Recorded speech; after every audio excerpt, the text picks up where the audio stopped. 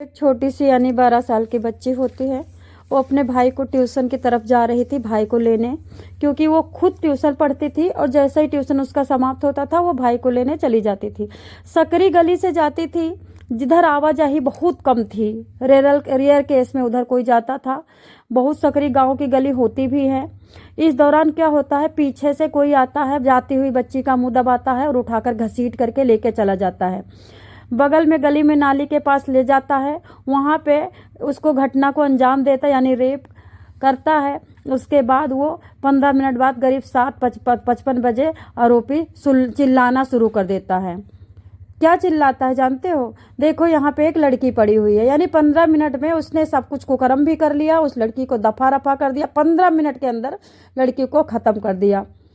चिल्लाना शुरू करता है। इस दौरान गांव के लोग मौके पर पहुंच जाते हैं। उन्होंने देखा नाली के पास एक बच्ची उल्टे साइड बेसुध हालत में पड़ी थी। बच्ची के कपड़े टोटल चारों तरफ से फटे हुए थे। लोगों ने बच्ची को पहचान लिया। उसके बाद उन्होंने बच्ची को हालत देकर तुरंत परिवार को सूचना दी। इसके बाद गांव के लोग बच्ची को तुरंत अस्पताल लेके पहुंचते हैं, लेकिन उसकी सांसें थम चुकी थी, मार दिया था। यही वो गली आपको मैं गली दिखाना चाहूंगी। निकलती थी, सुनसान है, नाली है, देख रहे हो आप। और इधर जगह मतलब कोई अपनी गाड़ी वगैरह खड़ी कर देता है, इधर कोई कम ही आता है। लेकिन इस लड़की का डेली उधर से आना जाना होता है, क्योंकि ये लड़की एक्चुअली क्या है, जो जिस बंदे ने इसको घसीटा है, इस लड़की को कई दिनों से घसीटने के चक्कर में था। बताते हैं घर से 200 मीटर दूर पड़ी थी बच्ची की बॉडी। वारदात बच्ची के घर से 200 मीटर के दायरे में होती है। वही रास्ता जहां से ग्रामीण रोज गुजरती थी, वो लड़की रोज वहीं से गुजरती थी। ग्रामीण बताते हैं बच्ची के गले पर गहरे चोट के निशान थे, शरीर पर नोचने के निशान थे, प्राइवेट पार्ट से बहुत ज़्यादा खून बह रहा था। इससे पता चला था कि अपराधी ने कम से कम समय में बहुत ज़्यादा भारी हद तक बर्बरता की है, सारी हदें ही पार कर दी है। 7:35 पे बच्ची मिलती है और 7:55 पे बंदा चिल्लाने लगता है कि देखो बच्ची पड़ी है, बच्ची पड़ी है। बंदे ने मुंह में अपना गमछा बोलते हैं उसको, क्या बोलते हैं, उसको लपेट लेता है, जिससे बंदे के मुंह पे 10 निशान थे। किसके? बच्ची के अंगूठों, नाखूनों के। बच्ची बचना चाहती थी, बच्ची जीना चाहती थी। बच्ची ने मरते दम तक, आखिरी सांस तक बड़ी मेहनत की है अपने को बचाने के लिए, लेकिन बंदा 40 साल का था, नहीं बच पाई। घटना की जानकारी मिलते गांव भर में हड़कंप मच जाता है। परिजनों ने रोते हुए पुलिस को सूचना दी। पुलिस मौके पर पहुंची और बॉडी को पोस्टमार्टम के लिए सासाराम सदर अस्पताल भेज दिया है। बताया जाता है इस नाली के पास, आप नाली का फोटो देखिए, इस नाली के पास बच्ची के फोटो मतलब बॉडी मिली। कितना शातिर रहा होगा ये 40 साल का बंदा, जो 12 साल की बच्ची को 7:35 पे पीछे से मुंह दबा के पकड़ता है और 7:55 में चिल्लाना शुरू करता है, नाली के पास ही छोड़ करके। पिता बोले हैं मेरी पूरी दुनिया उजड़ गई। बड़ी चंचल थी, पढ़ने में बहुत तेज थी, एक बार में 2 काम साथ में करती थी, खुद ट्यूशन पढ़ती थी, खुद भाई को लेके जाती थी और साथ के साथ 1 सेकंड पहले निकल के भाग के भाई को ले आती थी। मतलब जरा सा भी घर वालों को चिंता नहीं रहता था कि मतलब ये काम है तो इसमें काम के लिए टाइम निकालना है। वो अपने पढ़ाई के साथ साथ उस काम को कैसे निपटा देती थी भाग भाग के। 12 साल की बच्ची थी, सजती थी, संवरती थी और बड़ा मतलब नए नए डिजाइन की चूड़ियाँ पहनती थी, लहंगे पहनती थी। पिंक कलर लड़की को बहुत पसंद था, 12 साल की बच्ची को पिंक कलर बहुत पसंद था। बच्ची के पिता ने बताया है कि हर दिन की तरह मेरी बेटी छोटे भाई के साथ ट्यूशन जाती थी। वो अलग पढ़ती थी, वो अलग पढ़ते थे, हमेशा दोनों लेकिन लौटते साथ थे। गुरुवार को भाई पहले आ गया था पर वो नहीं पहुंची, क्योंकि जब वो लेने जा रही थी तभी पीछे से किसी ने उसको पकड़ करके खींच करके मतलब उसको दबोच लिया था। बृहस्पतिवार की बात है दोस्तों, तो वो नहीं पहुंची तो पिता कहते हमें लगा शायद कि वो गांव के बच्चों के साथ कहीं खेलने उलने में लग गई होगी। उन्होंने कहा जब हम पहुंचे तो मेरी बेटी खून से सनी तड़प रही थी। मतलब सोचने में, सुनने में इतना बुरा लगता है। जिस बाप ने उस बेटी को तड़पते हुए देखा होगा, बाप ने फिर आगे बताया बेटी नंगी पड़ी थी, पूरे सारे कपड़े फटे हुए बेटी के ऊपर पड़े हुए थे। हो सकता है कि गांव वालों ने पहले पहुंचे हैं तो गांव वालों ने उनके बच्चे के नंगे देख करके तो फटे कपड़े ऊपर डाल दिया था। इतनी ठंडी में नाली के गंदे गीले जमीन में वो पड़ी थी। शरीर में खरोंचे इतनी ज्यादा थी कि गिरना मुश्किल था। चेहरा पूरा गोरा था, लेकिन जब हम उसको देखे तो पूरा चेहरा काला पड़ चुका था, जैसे लगता है कि तवा पूरा चेहरा काला हो चुका था। मतलब लड़की को इतना दर्द दिया गया है, इतना दर्द दिया गया है कि वो लड़की मतलब पूरा खून उसका काला पड़ चुका था।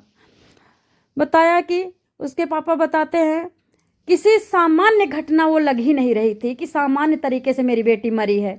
अगर मारना ही था मेरी बेटी को कोई बात नहीं है, लेकिन इतना तड़पा के नहीं मारते। मेरी बेटी की आंखें उबली पड़ी थी बाहर को, गले में पूरा खून छलक रहा था, गले की खाल निकाल दिया था। बताया जाता है कि बेटी के चेहरे पे 10 दांत के निशान थे, 10 जगह, मतलब फेस पे 10 दांत के निशान थे, 10 बार काटा गया था फेस को। बाकी सीने पे 12 निशान थे दांत के, सीने पे। अब आप सोच सकते हैं कि 12 साल की बच्ची का सीना क्या रहा होगा, छोटा सा सीना, फ्लैट सीना, उसको 12 बार दांतों से काटा गया था। उसके बाद चेहरे को नाखूनों से कई बार खरोचा गया था। पिता बोले कि मैं आरोपी को कड़ी सजा किस लिए मांग करूं, आज तक किसी आरोपी को कड़ी सजा हुई है? मेरी बेटी मर गई, ज़्यादा से ज़्यादा 20 से 30 साल की सजा हो जाएगी। भाई खाना तो अगला खाएगा ना, तड़पा करके कोई उसको मारेगा तो नहीं, नाखूनों से तो उसको नहीं कोई नोचेगा ना। उसके चेहरे पे 10 बार दांत तो नहीं गड़ाए जाएंगे, 12 बार छाती पे तो दांत नहीं गड़ाए जाएंगे ना। लेकिन मेरी बेटी को तो 20 मिनट कितनी दर्दनाक मौत दी गई है। क्या ऐसी सजा दे सकता है कोई?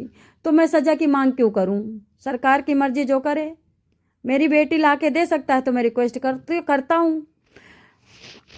बच्ची के पिता ने बताया कि ये प्लानिंग करके किया गया है अपराध। आरोपी ने पहले मेरी बेटी को रेकी करा। बच्ची हर दिन उधर जाती है, अकेले ही गुजरती है क्योंकि उस रास्ते से कोई आता जाता नहीं है। आरोपी ने बच्चे को पहले से ही रेकी करी और उसने पहले से प्लान बनाया था, घटना को अंजाम दिया है। आरोपी को सजा के बारे में सरकार तय करेगी। मैं अपने मुंह से जो कहूँगा वो सजा होगी ही नहीं। हमारी बेटी वापस ला करके सरकार दे दे। माँ बोली है कि बेटी को जिस तरह से मेरे तड़पाया गया 20 मिनट, तो कम से कम 10 मिनट तो सरकार उस बंदे को तड़पाए, तब तो जानू की कानून है। बच्ची की बुआ का कहना, दरिंदों को मुझे सौंप दो या फिर गोली से ख़त्म कर दो। नहीं, दूसरी कोई रिश्तेदारन बोली उसे फांसी की सज़ा ना दी जाए, इससे वो पल भर में मर जाएगा। लेकिन आपको याद होना चाहिए कि मेरी बेटी 20 मिनट तक तड़पी है। मेरी बच्ची ने, जब हम देखे हैं तो हम उसका दर्द महसूस किए थे, वो तड़प ही रही थी। वो हॉस्पिटल पहुंचते पहुंचते मरी है। मेरी बच्ची ने जो दर्द महसूस किया, वो दर्द आरोपी को क्या फील हो पाएगा या सरकार करा पाएगी? क्या उसको तड़पा के मेरी बच्ची की तरह मारा जाएगा? उसका प्राइवेट पार्ट पूरी तरह से काट दिया गया था दांतों से। उसके हाथ पैर में बहुत ज़्यादा नाखून के खरोचे थे और दांतों के खरोच थे। उसके खाल उधार दी गई थी बेटी की। ऐसे दरिंदों के लिए दुनिया में सजा तो है ही नहीं। मेरी बेटी बहुत तड़प के मरी है। क्या वो बंदा तड़प के मरेगा? आगे पोस्टमार्टम होता है। पोस्टमार्टम में डॉक्टर बोलते हैं हमने ऐसी क्रूरता नहीं देखी। निर्भया को याद करते हुए डॉक्टर नाम लेते हैं और बहुत सारे जो निर्भया जैसे केस हुए हैं, जैसे गुजरात, याद करते हैं। डॉक्टर बताते हैं बच्ची के शव को पोस्टमार्टम के लिए सासाराम सदर अस्पताल लाया गया था। सासाराम के civil surgeon doctor Maniraj Ranjan ने बताया बच्ची की बॉडी जब लाई गई थी तो बहुत बुरी तरह से घायल थी। पूरे कपड़े उसके खून से लथपथ थे। प्राइवेट पार्ट से खून लगातार बह रहा था। शरीर पर नाखूनों के ऐसे गहरे निशान थे कि एक अंगुल गहरे निशान हो चुके थे। जबरदस्ती की और इशारा कर रहे थे। नाखून में मिट्टी की भी फंसा हुआ था बच्चियों के, यानी बच्ची तड़प के मरी है धरती को खोद के। डॉक्टर ने यह भी कहा पोस्टमार्टम के दौरान प्राथमिक तौर पर गला दबाकर हत्या की संभावना दिखी है। जब बेटी मतलब बहुत कोशिश करने के बाद नहीं मरी तो फिर बच्ची को नोचना, घुसोटना, दांतों से काटना शुरू किया गया है कि इधर से खून बहेगा तो उधर मर जाएगी। गला दबाने पे भी वो तड़प रही थी, उसके बाद भी नहीं मरी थी। बच्ची की उम्र के हिसाब से जितनी गंभीर चोटें हैं वो बहुत ज़्यादा हैं चोटें, उम्र उतनी नहीं है सहने लायक। अब बच्ची की पोस्टमार्टम रिपोर्ट देखिए। पोस्टमार्टम करने वाली टीम के अनुसार बच्ची के शरीर पर कुल 22 जगह नाखून का निशान है। 10 जगह छाती पे निशान है, पीठ पे निशान है, गर्दन पे निशान है, कंधे पे निशान है, गालों पे निशान है, जिससे पता चलता है कि बच्ची ने बचने के लिए बहुत कोशिश की है।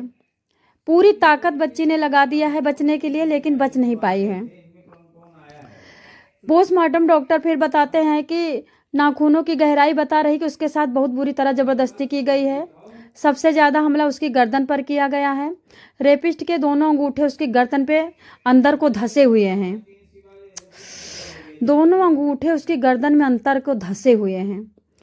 अंदर की खाल फट गई है, मतलब ऊपर की खाल तो फटी फटी है, अंदर की भी मांस फट गया है। उसके आंखें, बच्ची की आंखें पूरी बाहर निकल चुकी थी। गर्दन की मांसपेशियां खाल और मांस के अंदर की मांसपेशियां दिखाई दे रही हैं। आसपास पर्पल ब्लड क्लांट्स मिले हैं, जिससे पता चलता है कि गर्दन को बहुत तेज से दबाया गया है। टीम के एक सदस्य के अनुसार प्राइवेट पार्ट पर गहरी चोट के निशान हैं। ब्लीडिंग और अंदरूनी सतह पर टीयर मार्क्स मिले हैं। डॉक्टरों ने लिखा चोटें गंभीर हैं और ये किसी हिंसक नहीं योत्पीड़न का संकेत देती हैं। इससे पता चलता है कि अत्यधिक क्रूरता के साथ बच्ची से रेप किया गया है। इससे पहले हम आपको सुनाते हैं जब ये आरोपी पकड़ा गया है वो क्या कहता है। आरोपी का कहना, मैं 40 साल का हो गया हूँ, मेरी शादी हो नहीं है रही है, मैं क्या करूँ, मेरा बहुत मन करता था कि मेरा पार्टनर हो जिससे मैं प्यार करूँ। फिर आगे बोलता है कि इस बच्ची को मैं 10-12 दिन पहले ही ले जाने वाला था, इसकी हत्या करने वाला था, क्योंकि मुझे पता था कि ये बच्ची को अगर मैं कुछ गलत काम करूँगा तो बच्ची शायद चिल्ला के घर में बता दे तो मुझे मारना ही पड़ेगा। सासाराम में 3 दिन पहले 12 साल की बच्ची के साथ हत्या जो हुई थी उसके बारे में मैंने आपको पहले ही बता दिया कि पोस्टमार्टम की रिपोर्ट की क्या सारी खबरें आई हैं। रविवार को रोहतास पुलिस ने खुलासा करते हुए आरोपी को गिरफ्तार किया है। आरोपी की पहचान लड़की के गांव के ही रहने वाले उपेंद्र राम, 40 साल का बुढ़ा, लंगोट का कच्चा, दूसरी की छोटी छोटी बच्चियों को खाने वाला, अपनी माँ को उलट देता। माँ के भी तो वही प्राइवेट पार्ट थे, इतनी जद्दोजहद नहीं करनी पड़ती। जहाँ तुम 40 का वो 12 की, तुम्हारी माँ तो तुम्हारे लिए बहुत अच्छी रही होगी। फिलहाल मुझे ये सब नहीं कहना चाहिए, लेकिन खुंदक में तो कहना ही पड़ेगा, क्या करूँ फिर। आरोपी के चेहरे को बच्ची ने 10 जगह नोचा है, यानी कि बच्ची बहुत ज़्यादा बचने के लिए आरोपी को बहुत ज़्यादा मारा पीटा है, आरोपी को खरोचा है। उसके बाद नाखून जो हैं उसके मिट्टी से भरे हुए हैं। जब जान निकलने के टाइम वो तड़प रही थी तो धरती को उसने नाखूनों से खरोचा है। जो आरोपी के चेहरे पे निशान है वो उसमें निशान में मतलब बच्ची के जो नाखून है वो आरोपी की खाल पाई गई है और बच्ची के खून से सने कपड़े भी बरामद किए गए हैं। आधे कपड़े आरोपी उठा के अपने घर लेके चला गया था। पुलिस ने जब सख्ती से पूछा तो उसने बताया कि मैं बूढ़ा हो रहा हूँ, मेरे को कोई मिल नहीं रही थी औरत। इस चिंता में मैं घुल रहा था कि कोई औरत मिलेगी कि ऐसे ही मर जाऊंगा।